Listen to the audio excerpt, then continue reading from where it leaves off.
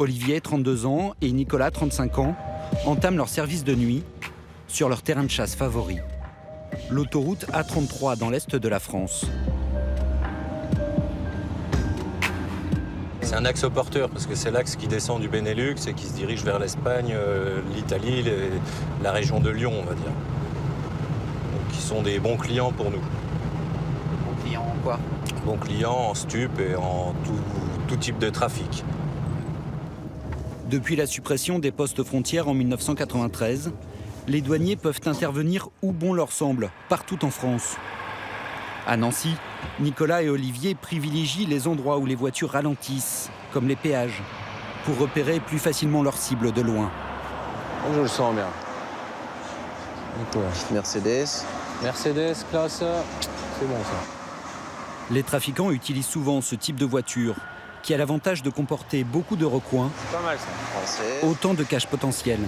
C'est quoi une petite dame? Ouais. Madame, bonsoir, c'est le service des douanes. Quel trajet vous effectuez, s'il vous plaît?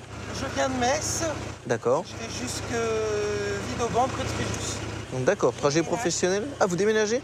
Oui. D'accord, ok. Vous avez un camion qui vous suit ou vous déménagez juste ce que vous avez là? Ça, c'est le reste, le camion est passé ce week-end. D'accord. D'accord, bah c'est parfait. Merci, Merci, bonne bonne route. continuation, Au au revoir. revoir. Les explications de la conductrice sont crédibles. Elle peut repartir. Pas avec ça qu'on va faire notre soirée. Non. Ces questions qui semblent anodines permettent de trier les voitures, Merci. celles qu'ils laissent passer C'est bon. Au revoir, bonne route. Merci. et celles qu'ils décident de fouiller. Il est en plein phare, non? Là, oh! Laissez voir la musique, monsieur. Pas que vous m'avez dit arrêtez-vous là. Ben non, monsieur, en fait, les gestes sont simples, ils font partie du code de la route, et donc je vous demandais de vous arrêter immédiatement. Vous allez vous garer là-bas où il y a nos collègues, là, à droite tout de suite. Hein. Vous n'oubliez pas de vous arrêter. Ouais. Peut-être quand même faire un article 40 au final. Contrairement aux policiers, les douaniers n'ont besoin d'aucune justification ni autorisation judiciaire pour inspecter une voiture. Il est rôti, lui. Hein. Complètement. Vous êtes en plein phare, en fait, depuis le début. Hein. Donc vous éblouissez tout le monde, monsieur. Allez, on y va. Ça fait devant, s'il vous plaît. C'est avec mon collègue. Vous n'avez pas d'objet dangereux sur vous? Un couteau, une lacrymo? Face à la voiture. Ah, il y a de l'héros. Hein. À l'avant, Nicolas repère un petit morceau d'aluminium brûlé. Les héroïnomanes s'en servent pour chauffer la drogue avant de se l'injecter. Le conducteur nie en avoir consommé, mais avoue fumer du cannabis. Vous avez vidé vos poches, s'il vous plaît. Ouais. Est-ce que vous consommez des produits stupéfiants? Ouais, je fume de la bœuf, Vous en avez avec vous? un petit peu. Allez, vous me le donnez, s'il vous plaît. Allez. Ça, c'est ma méthadone. Ouais, mais donnez-moi tout. Du cannabis, des cachets de méthadone, un substitut de l'héroïne, des éléments qui poussent les douaniers à approfondir l'inspection de la voiture. Une décision confortée par la forte odeur qui se dégage de l'habitacle. Oh la vache, ça pue, hein. Il y a un litres d'ammoniac là sous le siège. Hein. C'est réputé dans le milieu des stupéfiants pour éloigner les chiens. Alors qu'en fait, bon, ça marche pas. Et nous, dès qu'on le sent une odeur d'ammoniac, c'est une odeur qui est très forte, qui est caractéristique. Et bon, au contraire, ça nous met plus la puce à l'oreille qu'autre chose. Vous avez de l'ammoniac dans la voiture? Non, en fait, Dites-moi. j'ai dépanné quelqu'un en voiture D'accord. et il avait besoin d'ammoniac pour... Enfin, moi, je frotte les vitres avec. Hein. Elle s'est renversée. Et il l'a renversée ici devant. Et... Ouais, comme par hasard, il a renversé de l'ammoniac par terre. Tu prends un autostoppeur, le mec respecte rien. Ah non, mais c'est ça, les autostoppeurs. Ouais, c'est ballot. Les douaniers ne croient pas un instant à cette version. Ils en sont convaincus. Il y a encore de la drogue cachée quelque part dans cette voiture. Et c'est quoi cette mousse là? Elle vient même quelque part, cette mousse. Voilà, c'est un petit carré de mousse qui a été découpé peut-être d'une garniture d'un siège. On pourrait dire que ça correspond à 500 grammes d'héroïne. Alors, si t'étais un paquet de stupes, tu te cacherais où? Exactement ce que je suis en train de me dire.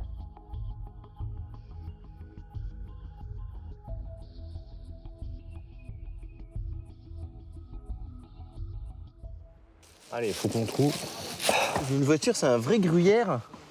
Donc avec un peu d'imagination, passer 1 kilo ou 2, c'est ce qu'il y a de plus facile. C'est à nous après d'avoir plus d'imagination que les trafiquants. Olivier prend ça comme un défi, presque un jeu. On a des belles caches aménagées parfois avec des systèmes électroniques.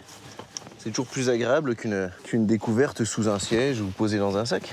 Que je ne les prenne pas dans la gueule. Sur une C3 une fois, la plaque là en fait était moulée. Et il suffisait d'actionner le levier de vitesse en marche arrière, la trappe basculait. Ah c'est du grand art, ouais. C'est toujours agréable de trouver une belle cache. Hein. Pendant qu'ils s'acharnent, derrière eux, d'autres voitures passent sans se faire contrôler.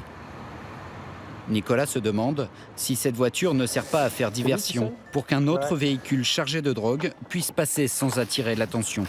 Ils ont quand même pas envoyé un éclaireur comme ça. Au bout d'une heure et demie, les douaniers doivent se rendre à l'évidence. Rien d'exceptionnel. Aucune trace d'héroïne.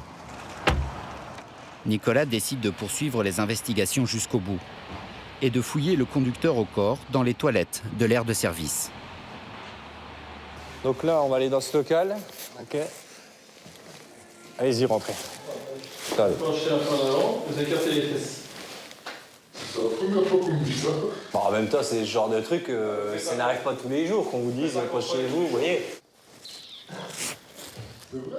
Merci. Ouais, allez-y, remettez vos chaussettes, vos chaussures.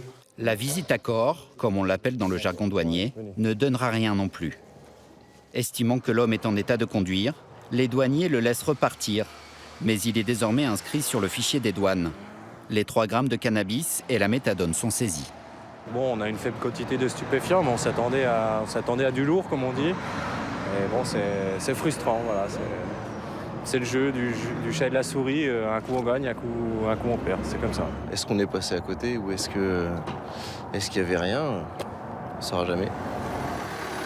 Mais parfois, l'obstination paye. En décembre dernier, les douaniers se sont acharnés pendant 12 heures sur ce camion espagnol. Ils ont fini par trouver un indice suspect sur ce réservoir. Les sangles qu'on voit juste en dessous, elles sont normalement harnachées pour pas que le réservoir tombe en fait. Et elles dissimulaient les points de soudure là, qui ne sont pas du tout censés être là. Puisqu'un réservoir n'a pas à être coupé ou ressoudé. Olivier et ses collègues décident donc de faire appel à un professionnel pour découper le réservoir. Une décision importante, car s'il n'y a rien à l'intérieur, la douane doit indemniser le propriétaire du camion, 2 500 € dans ce cas-là. C'est pas une décision qui se prend facilement et c'est pour ça que, encore une fois, d'être toute une équipe, on était assez nombreux sur ce contrôle, ça nous a permis de garder un petit peu la foi et de nous dire que voilà, on peut pas faire fausse route. Et donc apparaît le caisson, donc l'ouverture du caisson lui-même, qui nous a laissé découvrir les 350 kg de résine de cannabis. Une des plus grosses saisies de l'année 2015. Et en 12 ans de carrière, l'une des caches les plus ingénieuses à laquelle il a été confronté. C'est ce moment où on se dit qu'on n'est peut-être pas trop mauvais quand même dans son boulot. Nicolas, lui, était en vacances. Et il s'est bien fait charrier. J'ai eu droit au message SMS photo en direct, avec le suspense et tout ce qui va avec. Les collègues se sont bien moqués de moi et bien fait d'avoir pris tes vacances. Voilà. À Nancy, les saisies de drogue ne représentent qu'un tiers des affaires douanières. Dans l'entrepôt de la brigade, toutes sortes de marchandises non déclarées ou de contrefaçon. Du tabac, des litres d'alcool et des tonnes de sacs et de vêtements. Tout sera détruit. Avec le boom du commerce sur Internet, les douaniers fonctionnaires du ministère de l'économie et des finances ont désormais un nouveau droit. Depuis mars 2014, ils peuvent perquisitionner sans préavis n'importe quelle plateforme logistique. Il est 5h30 du matin. Les douaniers débarquent chez l'un des plus gros livreurs de colis français. Bonjour. Bonjour. Bonjour, monsieur Berck. Vous allez bien?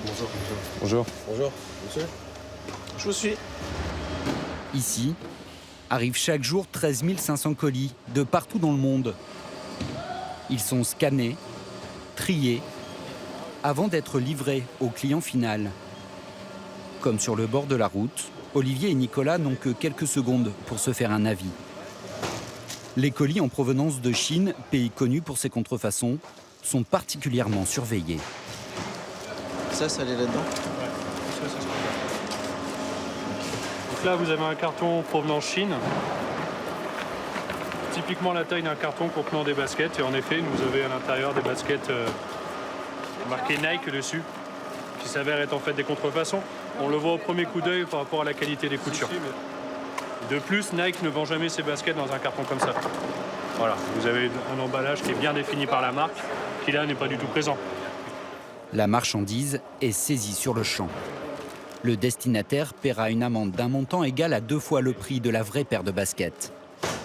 Un autre produit intéresse particulièrement les douaniers, les médicaments achetés sur Internet. Le nombre de saisies a doublé l'an dernier. Ça vient d'Inde. Ici, des pilules de stimulation sexuelle. Impossible de s'en procurer en France sans ordonnance. Potentiellement des contrefaçons de Viagra féminin, je pense. Jaune. On va les récupérer pour expertise la brigade. Merci. La partie la plus longue du travail commence maintenant. Les douaniers ont suivi des formations auprès des laboratoires pharmaceutiques. Donc on a le logo de Pfizer qui apparaît en dessous. À côté du logo, un nom de médicament. Tadalift, on va aller vérifier quand même ce que c'est chez Pfizer. Non, mais là, le Tadafil, c'est la molécule générique du Viagra.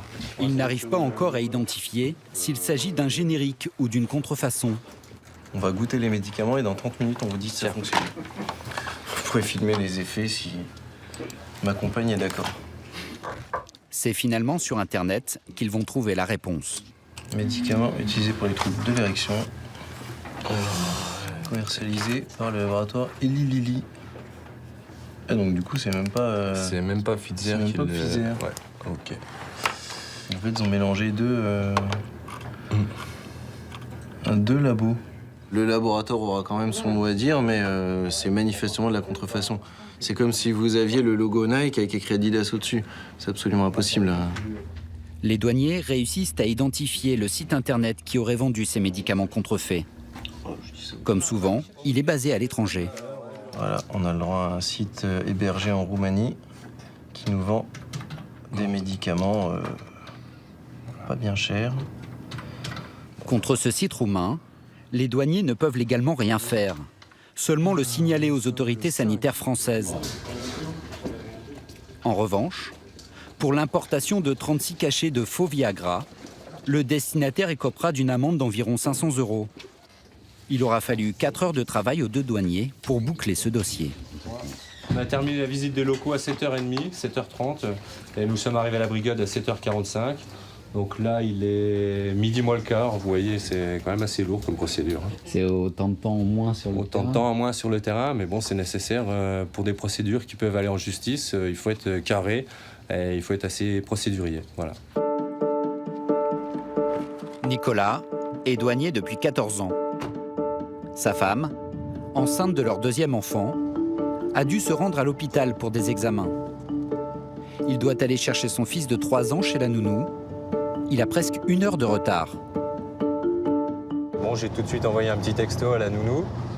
Ça demande pas mal d'organisation et une nounou assez souple, on va dire. Bonjour. Bonjour. Ça va? Et vous? Ça va, ça va. Bonjour, ça va? Allez, en route. Hop.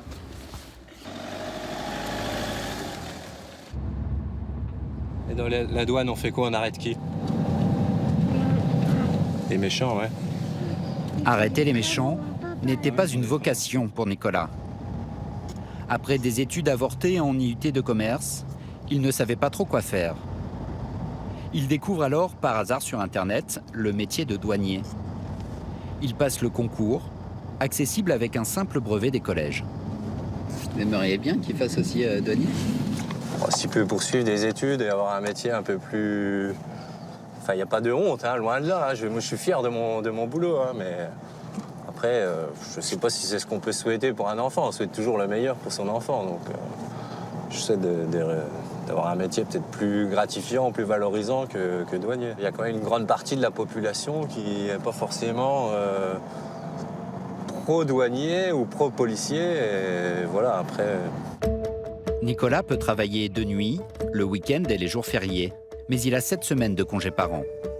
Du temps libre, pendant lequel ce bricoleur a en partie construit sa maison. On est arrivé. Un douanier comme Nicolas gagne environ 2 000 € bruts par mois, 3 000 en fin de carrière. Tu te mets sur le tapis, t'enlèves tes bottes. Plus une prime de rendement annuelle de 700 € s'il fait de belles saisies. Aujourd'hui, les douaniers ne se contentent plus de traquer les fraudeurs au hasard sur le bord de la route. Ils les repèrent aussi sur Internet. Jean-Yves, le responsable adjoint de la brigade de Nancy, est arrivé ici il y a 2 ans. Il vient d'un service parisien spécialisé, les cyberdouanes. Vous qui passez beaucoup de temps sur Internet, vous faites charrier des fois par vos collègues à être tout le temps sur Internet? Écoutez, au départ, oui, on va dire comme c'est quelque chose de nouveau que les gens ne connaissent pas, c'est toujours il y a une petite appréhension. Par exemple, une annonce que nous avons détectée. En 2015, 65 milliards d'euros de marchandises se sont vendues via le web. La contrefaçon touche notamment la téléphonie mobile. Jean-Yves est sur les traces du propriétaire d'une boutique à Nancy. Celui-là en particulier, ça va faire bien 3 semaines.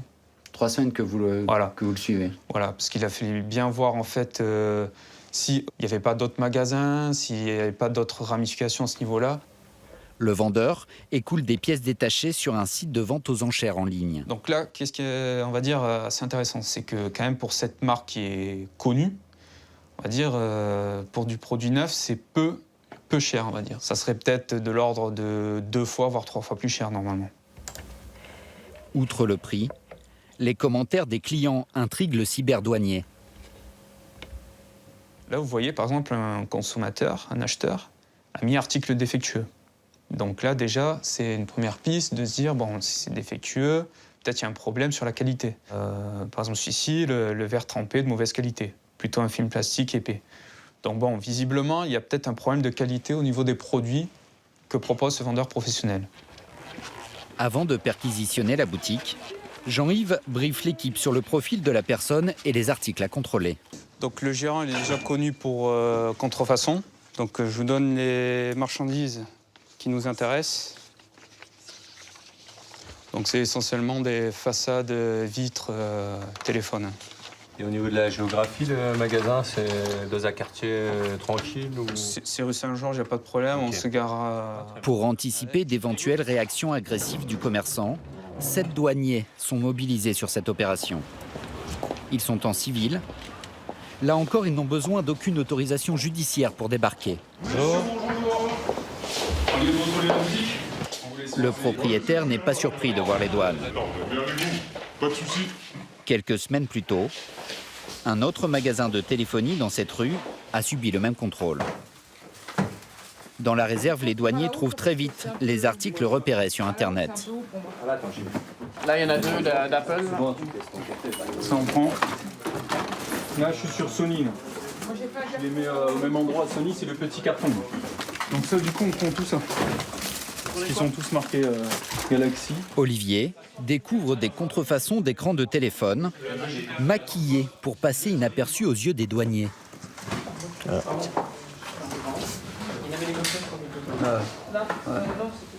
Qu'est-ce qu'il y a, Olivier?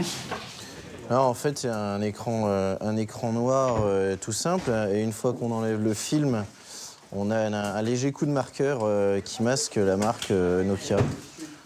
S'il y a une volonté de cacher la marque, c'est qu'il y a une volonté derrière de frauder. Pris la main dans le sac, le propriétaire du magasin avoue réparer les téléphones de ses clients avec des contrefaçons. Vu que les marques ne nous vendent pas directement, donc on n'a pas trop le choix. Donc sinon, après, on ne pourra pas vraiment faire de réparation pour nos clients. Donc après, c'est vraiment que de la pièce générique. Et de la contrefaçon, oui, on se le dit aussi. Ça, c'est connu, tout le monde le sait. Ça peut être dangereux, non, pour le consommateur? Enfin, une batterie qui brûle, un écran qui casse, etc. Bah écoutez, après, moi, personnellement, j'essaie de ne pas acheter non plus n'importe quoi. Après, ça fait un moment que je suis dans le domaine là. Si vous voulez prendre un exemple de batterie, non, j'ai quasiment jamais eu de problème. que ce soit des batteries qui explosent ou quoi que ce soit. Lui, ça doit arriver sur un cas sur 1000. Et Kenzo, vous avez la licence? Pendant près d'une heure, les douaniers vont inspecter toute la boutique et saisir un nombre impressionnant d'articles suspects. 13 Ous Galaxy Note 3. Donc on a 524 articles au total, qu'on va donc mettre en retenue là, par la procédure d'aujourd'hui. Donc concernant les marques Samsung, Sony principalement, du Apple, bien sûr. Et puis quelques dessins et modèles au niveau des écouteurs iPhone. Vous savez que c'est déposé en dessous. Ils ont breveté aussi le format. Le format et la façon de ranger l'écouteur à l'intérieur du packaging. Si les douaniers prouvent que ces marchandises sont bien des contrefaçons, des poursuites judiciaires seront engagées. Le propriétaire risque une amende égale.